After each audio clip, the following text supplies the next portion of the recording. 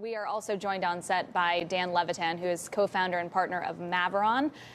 Did I pronounce that right? Correct, Maveron. All right, good. First time. Venture capital firm whose investments include Allbirds, Everlane, Keeps, and Tile. I mean, a lot of those are consumer companies, but just hearing Leslie talk about the WeWork IPO, what's your first reaction?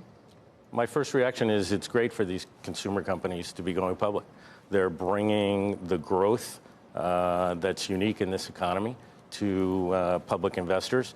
And by and large, I am a big believer that companies are better public than private in terms of governance, even if they have three classes of stock. And so do you think they've stayed private too long? No, I'm not saying WeWork, but I'm just looking at so many of the private companies, especially in Silicon Valley over the past decade.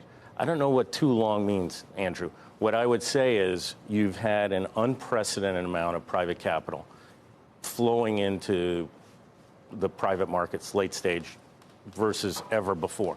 I mean, I worked on the Starbucks IPO in 1992. It was a $40 million IPO, and that's a Series A today. So there's billions and billions of dollars that have come from the public markets into the private markets. And why go public if you don't have to? Because you can finance completely as a private company. Never happened before up until the last 5 years. Just to clarify, it was 20 votes for B and C, 1 vote per share. For Class A, B and C will vote as a combined unit, obviously owned by insiders there. Also, some more details on the credit facility. They say that they are aiming to provide up to $6 billion, and every single underwriter for this IPO participated in the credit facility for WeWork, which is pretty interesting. I think this is also an example of the consumerization of so many big industries.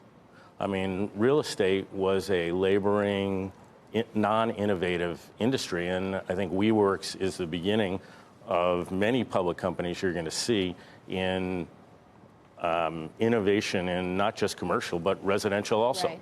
A lot of these companies, to try to woo investors, they're extremely ambitious about what their total addressable market is, what products they could offer, how much revenue they could potentially get. WeWork is saying its total opportunity is $3 trillion. I mean, that's 3.5% of the entire world's GDP. How does a company get to a number like that? A lot of people are very focused on TAM as what's the size of the prize. I don't know the exact definition of how they're creating their TAM, but there's plenty of adjacencies to what WeWork's core business is, let's say residential housing, that could inflate the TAM.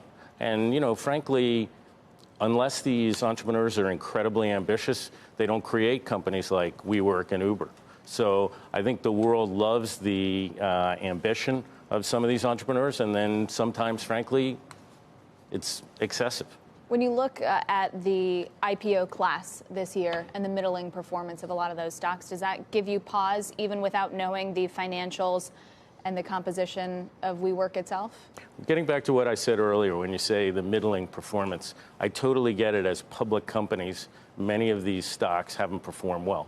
But that's because they've gone from obscurity to ubiquity in the private markets, and they're being priced as public companies in the private markets. So yes, it worries me long term that I hope maybe some of the velocity of capital and increases of valuation as they're private slows down a little, so that stocks are rewarded for having pops in the public market. Does that make sense? It does. And Dan, we appreciate you letting us put you on the spot in real time.